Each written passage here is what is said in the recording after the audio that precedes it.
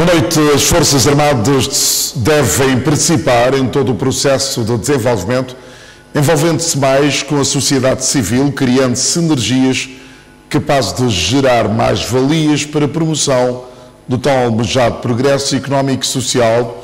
Palavras do Presidente da República, Evaristo Carvalho, e Comandante Supremo das Forças Armadas no ato central do Dia Nacional das Forças Armadas, realizado esta quinta-feira no campo do Quartel-General. Pela minha hora, servir as Forças Armadas, cumprir fielmente os deveres militares, guardar e fazer a Constituição e mais leis da República. Com este juramento das Forças Armadas de Santo Tomé e Príncipe, incorporavam assim 391 novos militares, entre os quais 7 mulheres, que irão defender a Constituição e as leis e, sobretudo, a instituição Forças Armadas.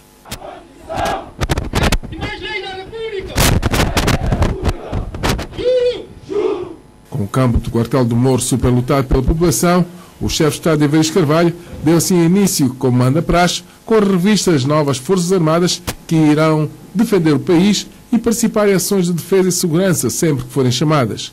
Na ocasião, o chefe de Estado-Maior das Forças Armadas, Horácio Sousa, falou sobre o seu nível de ambição para as Forças Armadas santomenses. Precisamos de umas Forças Armadas mais flexíveis e capazes de responder um leque alargado de missões, não só de natureza militar, mas também as que eventualmente possam resultar do nosso compromisso e empenhamento em missões internacionais de caráter humanitário e de manutenção da paz.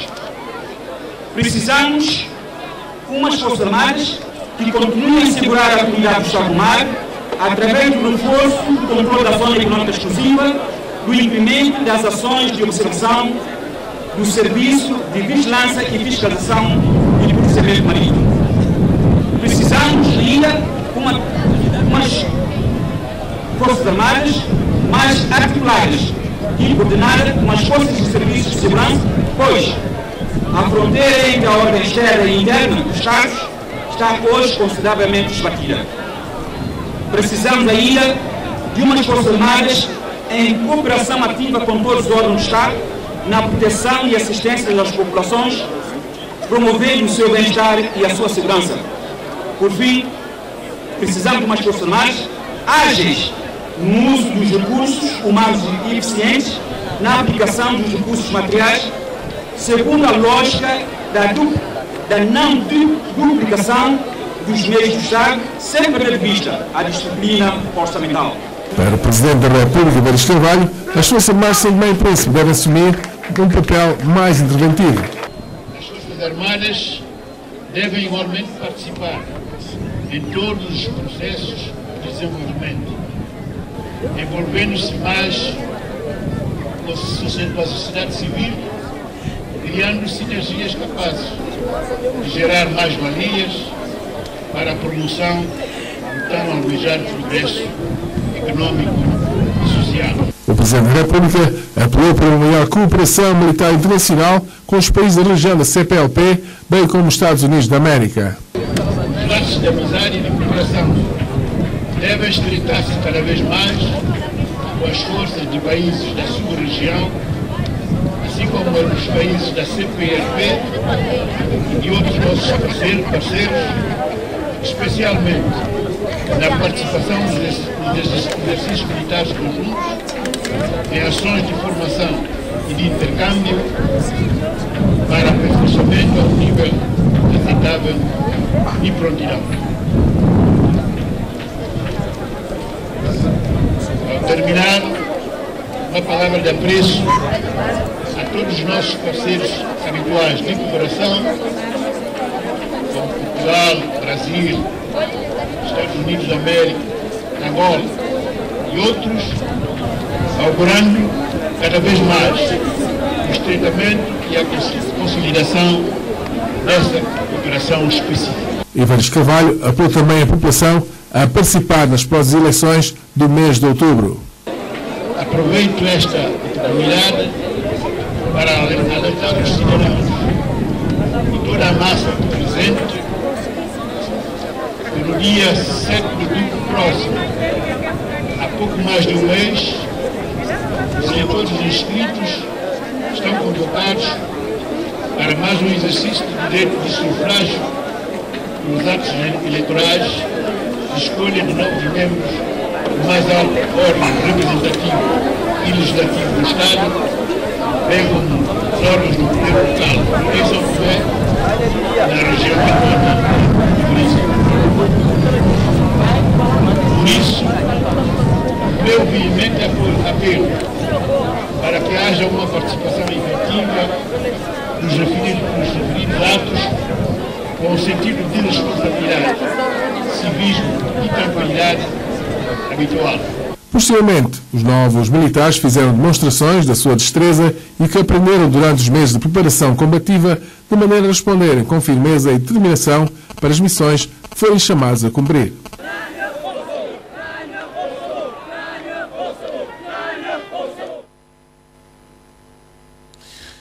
Os novos militares e os seus familiares conviveram esta quinta-feira no Centro de Instrução Militar. Foi um ambiente de confraternização para assinalar os 43 anos da institucionalização das Forças Armadas de São Tomé e Príncipe. Depois de jurar a bandeira, que teve lugar no Quartel-General das Forças Armadas, os novos soldados agruparam-se com os seus familiares num clima de muita alegria no Centro de Instrução Militar para um convívio, depois de estarem 3 meses longe dos seus mais queridos e próximos. Eu também gostei com uma menina, tá vendo? Aqui para jurar bandeira, como eu sou pai. Eu gostei com minha filha jurou bandeira hoje. Valeu a pena ela ter vindo? Valeu a pena. A gente fala com menina, né, para ir para a tropa, mas eu gostei como ela foi para a tropa, porque está apresentar a família em casa. Ele foi da Segurança Companhia, número 382. E ele, por acaso, ele me disse que pronto, ele aguentou todo o espaço e toda, não só para a canaria, mas toda a dificuldade e tudo é do homem. Ele disse que ele está fiel e com aquilo que ele passou na tropa. Já tem algum filho hoje que jogou maneiro? Sim, sim. Como é a dona Francisca? Eu sinto normalmente, tudo está correr bem, graças a Deus, sem nenhum problema. Ainda assim, no convívio, os familiares disseram que a cerimónia de juramento de bandeira superou a expectativa. Sinto-se satisfeita de eu ter vencido durante esses meses e estou bem alegre. E como está a ver o convívio? Tá, por acaso, toda a gente está bem animado, sem nada de confusão, tá tudo bem. O convívio está muito bem, está muito bonito, eu estou mesmo a gostar.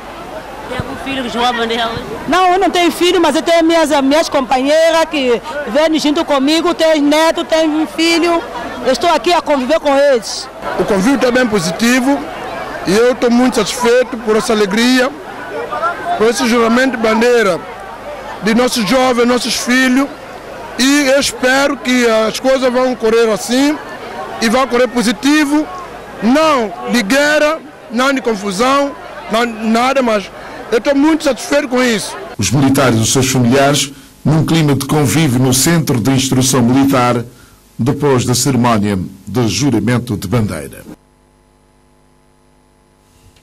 No dia consagrado às Forças Armadas, no arranque dos festejos, o Ministro da Defesa e Administração Interna, Arlindo Ramos, depositou a coroa de flores no busto do soldado Paulo Ferreira. Os militares que o titular da Defesa e Administração Interna, Arlindo Ramos, rendeu homenagem ao soldado Paulo Ferreira numa cerimônia testemunhada também por alguns soldados e altas patentes. Essa homenagem já vem sendo feita todo 6 de setembro, portanto trata-se de um militar falecido nos primeiros anos da independência e em defesa da própria pátria. Para Arlindo Ramos, essa é uma homenagem histórica que tem se repetido todos os anos. É uma homenagem histórica, uma homenagem ao soldado Paulo Ferreira, que representa para os militares o símbolo da resistência e da luta. Soldado Paulo Ferreira, homenageado no arranque dos festejos do Dia das Forças Armadas.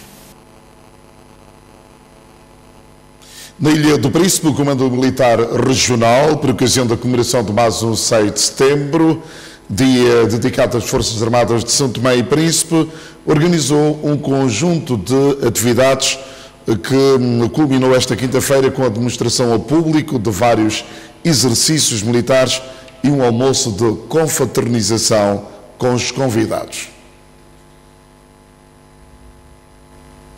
Campo de futebol na zona de aeroporto, onde concentrou esta quinta-feira atividades que marcam o 43º aniversário da institucionalização das Forças Armadas de São Tomé e Príncipe na Ilha do Príncipe. Cerimônia presidida pelo presidente interino do governo regional, Francisco Gula, fica marcado com a entoação dos hinos nacional e regional, minuto de silêncio aos militares já falecidos, teatro das crianças sobre os temas consequência do plástico para as tartarugas marinhas, queima de forma descontrolada das abelhas, dentre outros exercícios militares pelos 3 pelotões em formatura, sendo um dos pupilos.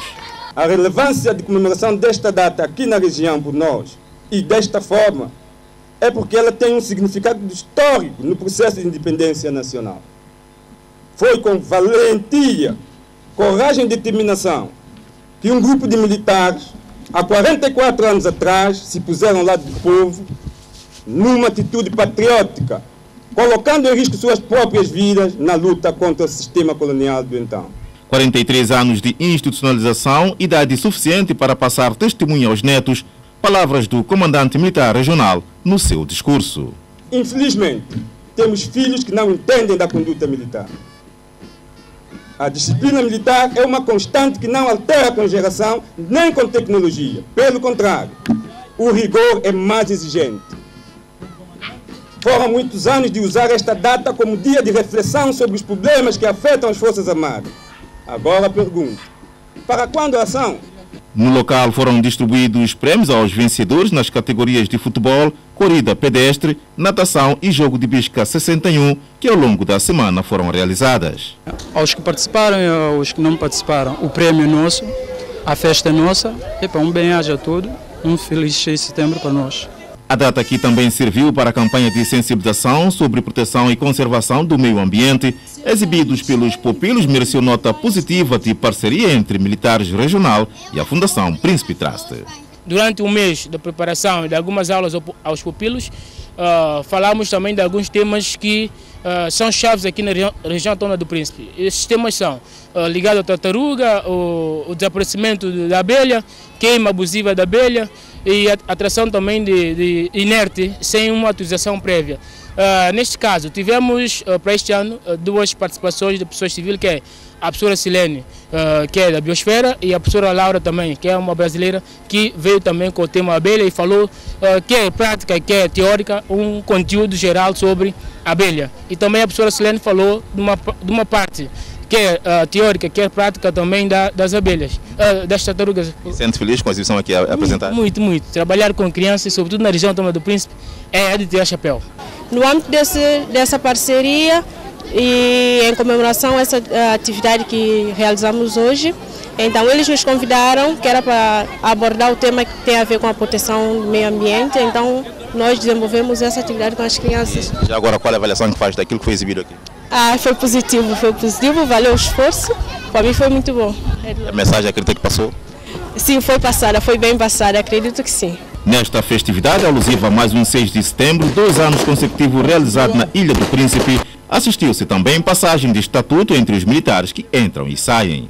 Para aqueles que terminam o cumprimento de dever militar para com a pátria e vão iniciar nova forma de vida, desejo-vos sucesso e espero que os 24 meses passados nas forças vos dê valência para superar o dia a dia. Aqueles cujo tempo ainda falta, continuem espreitando, haverá de chegar. E quanto à participação das crianças nesta cerimônia militar? Um especial reconhecimento aos nossos pequenitos, podemos chamar de pupilos. Sintam-se como militar e preparem-se para futuros guardiões da pátria. Um bem-aja a todos, que este aniversário seja de todos os santomenses pela defesa nacional. 6 de setembro, data consagrada às Forças Armadas de São Tomé e Príncipe, ainda por ocasião da efeméride, um almoço de confraternização foi ofertado aos militares e entidades convidadas pelo Comando Militar Regional. O presidente interino do Governo Regional, Francisco Gula, que presidiu a cerimónia militar por ocasião desta efeméride, endereçou felicitações ao Comando Militar Regional, com destaque pela forma exemplar como vêm conduzidos os militares dentro e fora do quartel. Senhor Comandante, é com muito carinho e honra que, em nome do Governo, venho agradecer o convite que nos foi feito para presenciarmos e convivermos o 6 de setembro, Dia das Forças Armadas, neste ato simbólico, mas de grande importância. Agradecer de igual modo o empenho que teve enquanto comandante de conduzir de forma exemplar os militares dentro e fora do comando regional. Aos militares desejamos boas festas. Estamos gratos pela vossa dedicação na defesa da democracia e da pátria. Muito obrigado e bem-aja a todos.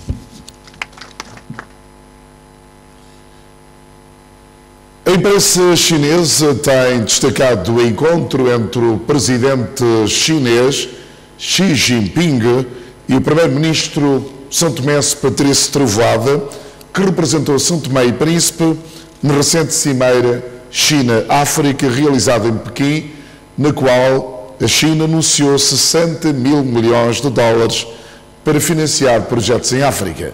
A China, São Tomé e Príncipe reiteraram o desejo de reforçar os laços de amizade e cooperação.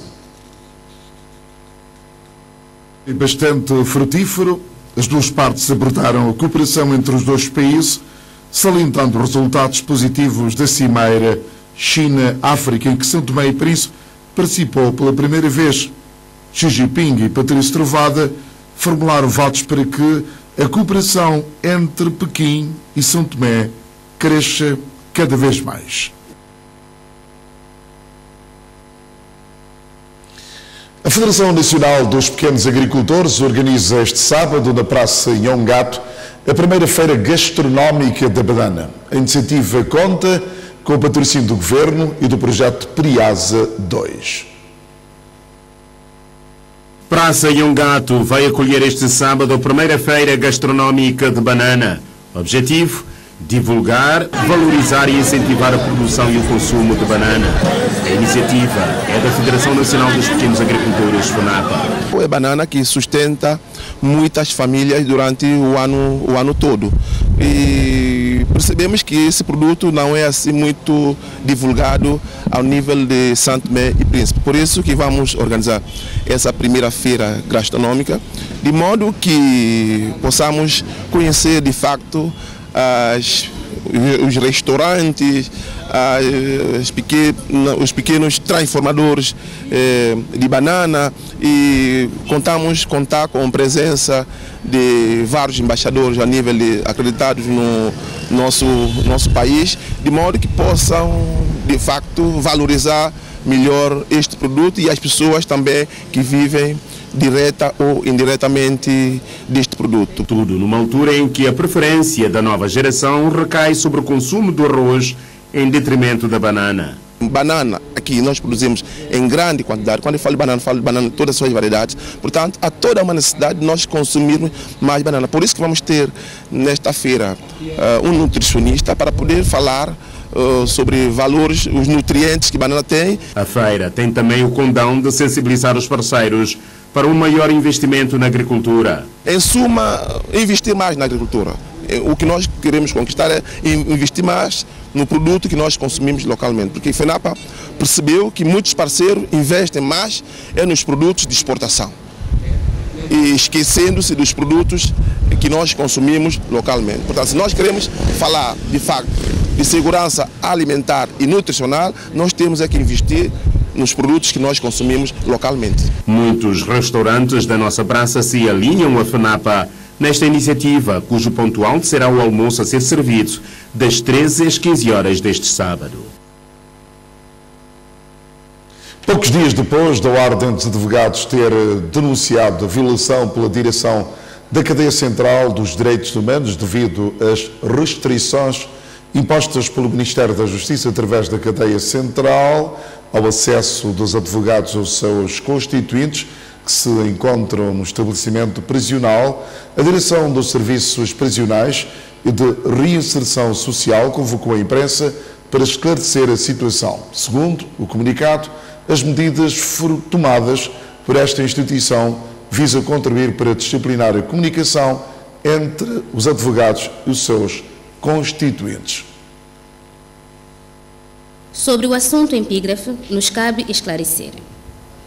Em atenção ao próprio artigo 42º da Lei 10/2006, Estatuto da Ordem do Advogado, dispõe o seguinte: os advogados têm direito, nos termos da lei, de comunicar pessoal e reservadamente com os seus patrocinados, mesmo que estes se achem presos ou detidos em estabelecimento civil ou militar. Isso quer dizer que existe sim aos senhores advogados o direito de comunicar com os seus patrocinados, entretanto, nos termos da lei.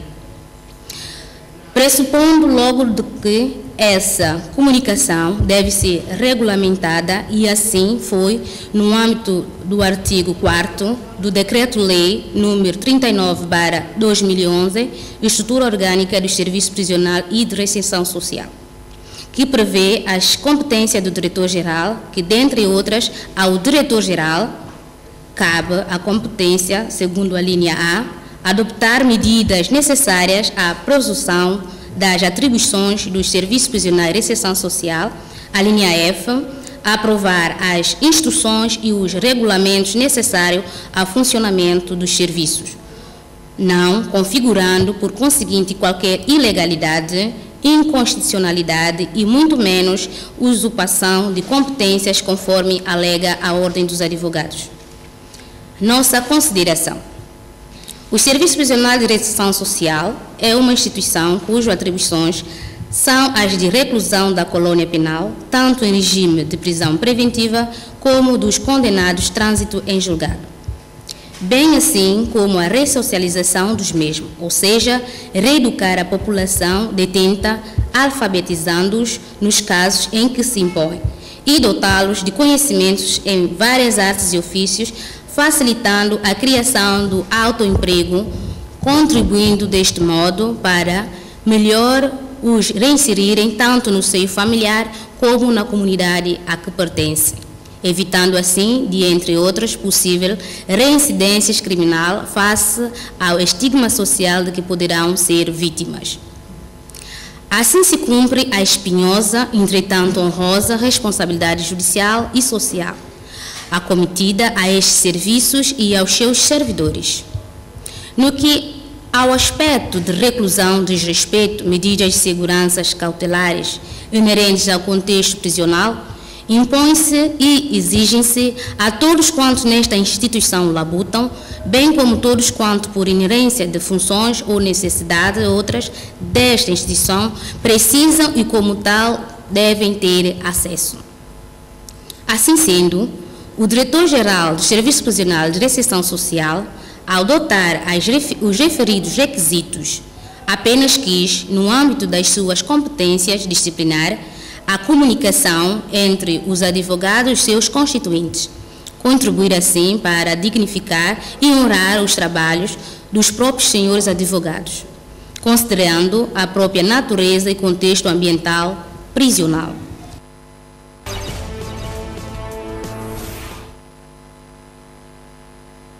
Pelo menos 17 pessoas morreram e 14 ficaram feridas na sequência da colisão frontal de dois comboios no troço de uma estrada que se tornou perigosa em Angola. Uma das composições estava ao serviço dos caminhos de ferro de Moçambique e transportava granito negro, especifica a agência Angola Press, Angop. A outra estava ao serviço de uma empresa chinesa e fazia a manutenção da linha. A colisão aconteceu no quilómetro 150, na proximidade da localidade de Munhengo. O segundo comandante do Serviço de Proteção Civil e Bombeiros do Namibe revelou que os 18 mortos incluem jovens que trabalhavam no serviço de manutenção dos caminhos de ferro e os 4 maquinistas, 2 dos quais chineses, e conduziam ambos os comboios. Dos 14 feridos registados, 10 estão em estado grave e foram, por isso, encaminhados para o Hospital Central da província da Huila. Os restantes já tiveram alta. Segundo ainda a agência Angola Press, o presidente angolano reagiu com profunda consternação à notícia da colisão na rota Lubango-Namibe. A União Europeia insta as fações rivais do conflito na Líbia para que respeitem o cessar-fogo alcançado esta semana pelas milícias de Trípoli. O chefe da diplomacia de Bruxelas, Frederico Mogherini, pede que os grupos que há 10 dias lutam na capital da Líbia implementem os termos das tréguas anunciadas pela Missão das Nações Unidas naquele país. Foi com júbilo que a comunidade internacional recebeu este acordo de cessar-fogo. Num comunicado conjunto, os governos de França, Itália, Reino Unido e Estados Unidos da América esperaram que o fim das hostilidades garanta a segurança da população.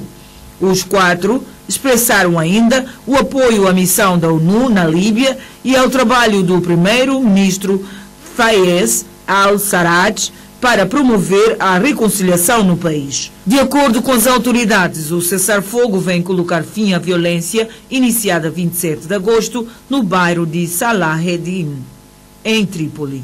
Pelo menos 47 pessoas foram mortas e 1.800 famílias foram deslocadas.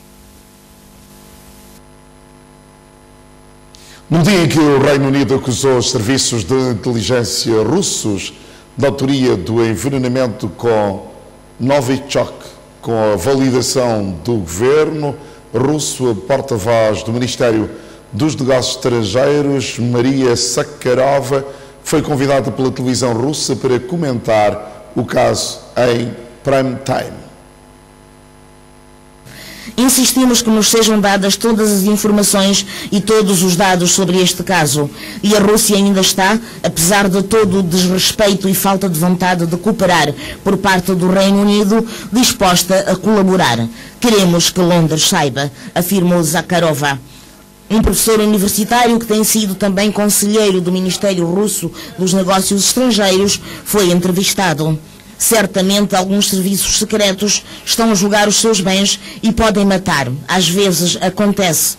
Mas ninguém, ao nível político, pode tomar uma decisão destas. Estou completamente seguro disto, disse Alexei Podzereksin.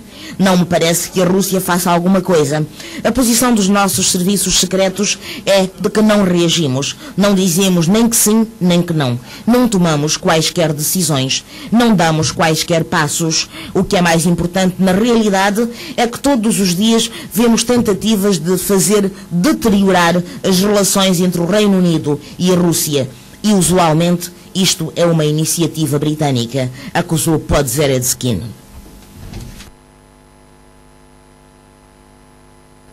Um forte terremoto na escala de 6.7 abalou o Japão esta quinta-feira. O sismo atingiu a ilha de Hokkaido, provocou deslizamentos de terra e há 9 mortos confirmados, para além de cerca de 3 milhões de residências afetadas.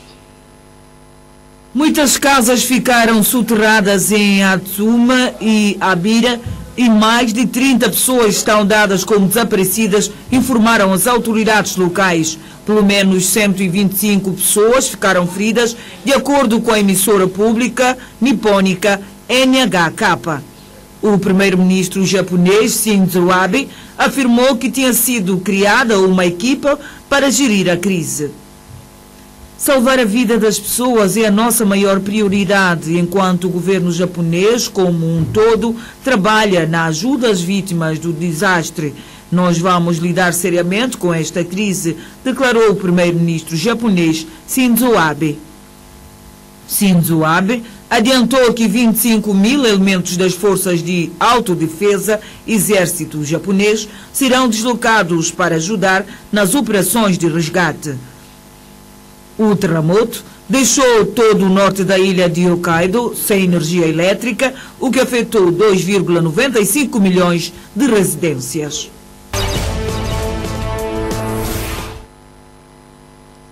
São Miguel, antiga empresa denominada Porto Alegre, está a voltar a ser habitada por família de pescadores, caçadores e vianteiros. Gentes corajosas que, apesar de dificuldades, preferem viver no local que dá o seu sustento. São Miguel está localizada na região sul-oeste das ilhas de São Tomé. Foi em 1890 fundada uma empresa agrícola denominada Porto Alegre pelo explorador Jacinto Carneiro, visando plantação de cacau. Foi abandonada há mais de 70 anos. As plantas tomaram conta do local, apagando aos poucos sinais de vivência ou existência humana. Aqui existem plantas e animais endêmicos e, pela Lei nº 6 de 2006, se tornou a área protegida. Este local já teve infraestruturas esportivas de segurança, vivendas, jardins e uma igreja que ainda luta para marcar o seu espaço. A igreja está aqui para cima porque aqui teve o quartel próprio, que foi quartel militar, campo bola, tudo. Mas hoje tudo desapareceu? Tudo desapareceu, e a igreja tem santo ainda, está aqui em cima. Festa daqui vai ser 29 de setembro, vai ter festa da igreja. Quer dizer, já como via lá, a ponte lá, já, quer dizer, tudo está acabado. O que antes era uma zona desabitada, hoje já tem algumas famílias que escolheram este lugar para viver. Longe da capital, sem via de acesso, água canalizada ou energia. É aqui que extraem o vinho da palma, o produto que é a fonte de sustento de muitas famílias, incluindo as 8 aqui existentes. Aqui mas nós gostamos porque não tem meio como assim de viver, porque aqui nós criamos animal. Tiramos vinho, que animal, quer dizer, e conta é um pouco caro porque o transporte também é difícil por aqui neste meio. Porque cada viagem daqui é $50 mil. De barco ou de bote, melhor, bote ou canoa? Bote ou canoa. Como se encontrou hoje que bote está com problema, vieram com canoa. Então, para trazer algum mantimento, comida, alguma coisa, ou para vir buscar vinho para levar para a cidade, que é Santa Catarina, cidade de Santa Catarina, tem que ser só de bote. De estrada é impossível. Da estrada fica muito longe, porque é muito longe. Mantimento tem que ter, mas quem tem contato com comida, às vezes o próprio carregador de vinho se encontra que próprio esquece de compra próprio, que é muito recado, tem que vir na canoa. Há um momento que quer dizer que reside aqui, que vê população normal, manda comprar cerveja, arroz, saco de arroz, paraguete, para vender aqui. O acesso mais rápido através do mar, com canoas ou bote de pesca. Por terra, são quase 2 dias de viagem entre rios, densa floresta e situação ambiental complicada.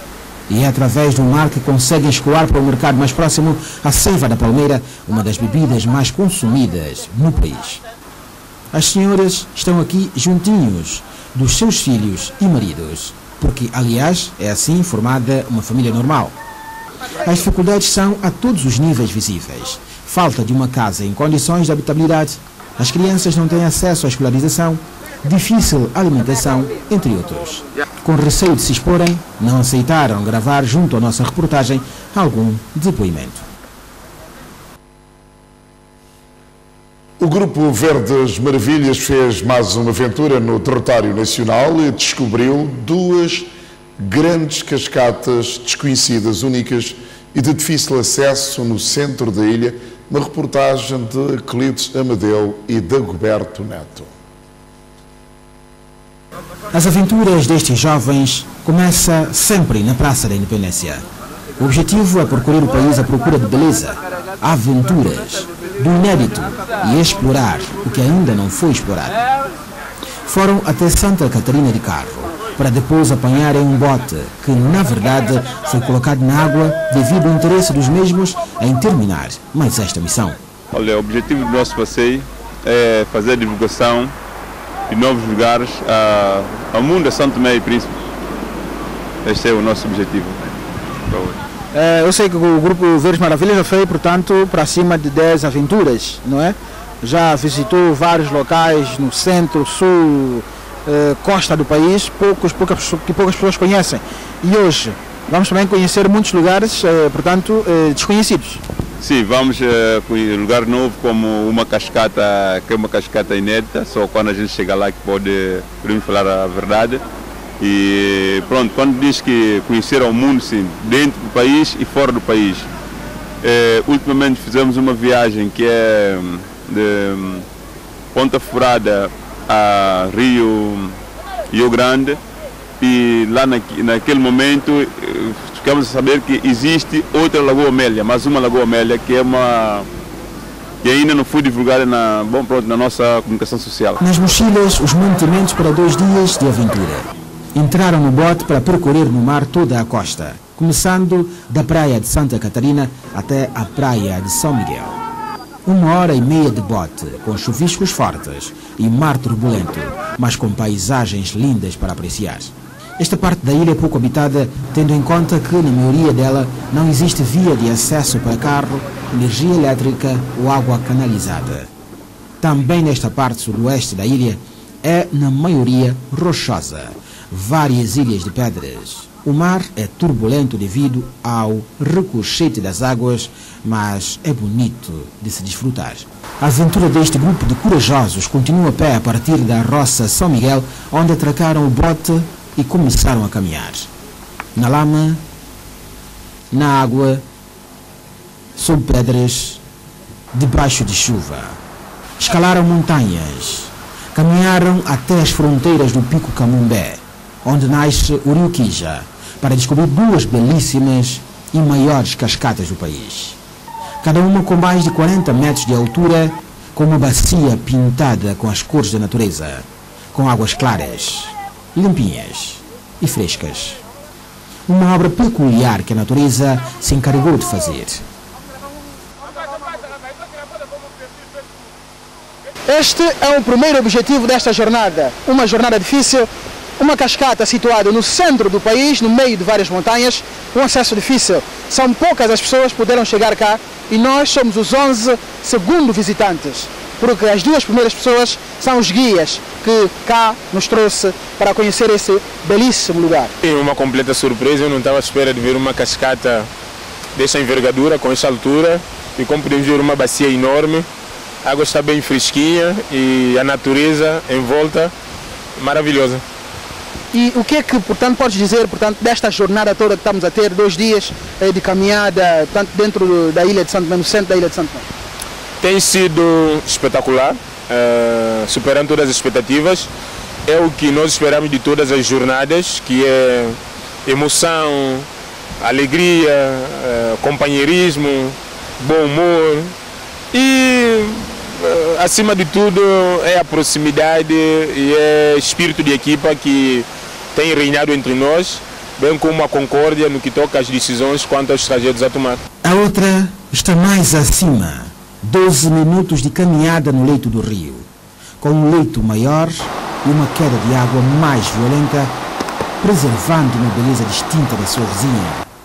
Uma jornada que começou com chuva e terminou com chuva, mas nada os impediu de atingir o objetivo.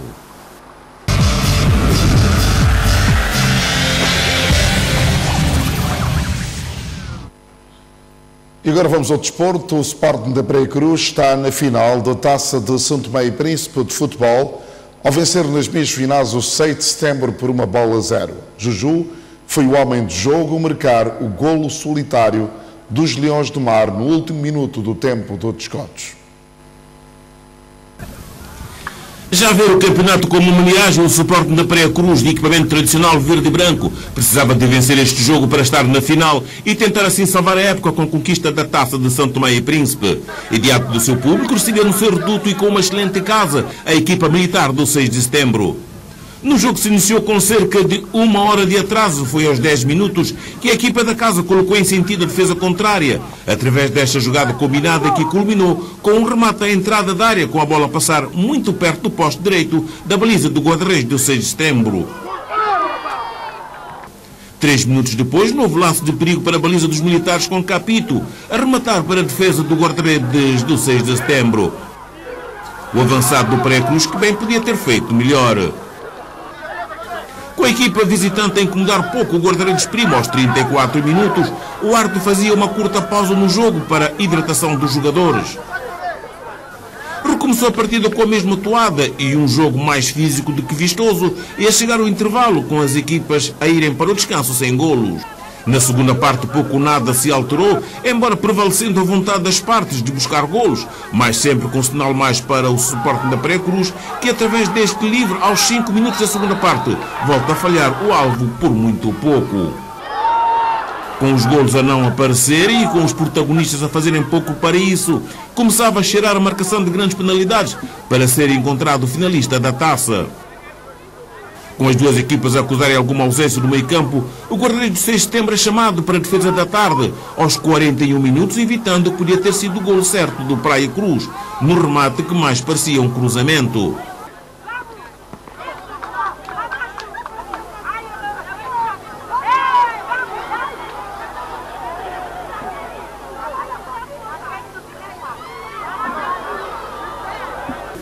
Mas a terceira foi de vez.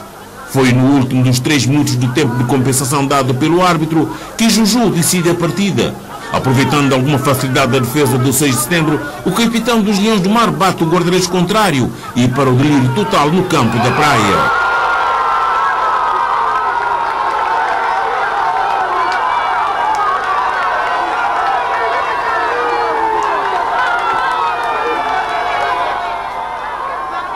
O que Praia Cruz, com este golo solitário, está assim na final da taça, onde vai encontrar-se mais uma vez com o detentor do título, a Udra, que eliminou o Sporting de São Tomé por 6-2 no outro jogo das meias finais disputado no estádio 12 de Julho.